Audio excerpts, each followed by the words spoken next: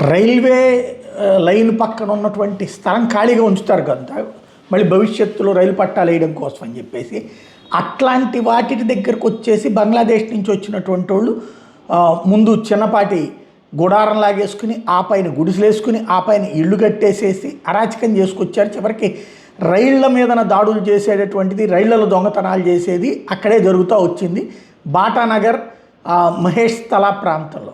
అయితే దాంట్లో ఖాళీ చేయించడానికి రైల్వే వాళ్ళు ప్రయత్నిస్తే తృణమూల్ వాళ్ళు అడ్డుకున్నారు, మమతా బెనర్జీ అడ్డుకుంది. ఇప్పుడు ఆ ఆక్రమణలు కూల్చి అవతల పాడేశారనమాట. రైల్వే వాళ్ళు ఒక్కసారిగా వేగంగా స్పందించి ఇదిగో ఇవన్నీ ఈ ఇళ్ళు ఎందుకు కూల్చారంటే ఇవన్నీ బంగ్లాదేశ్ నుంచి వచ్చినటువంటి వాళ్ళు కబ్జా చేసినటువంటి ప్రదేశాలు అనమాట.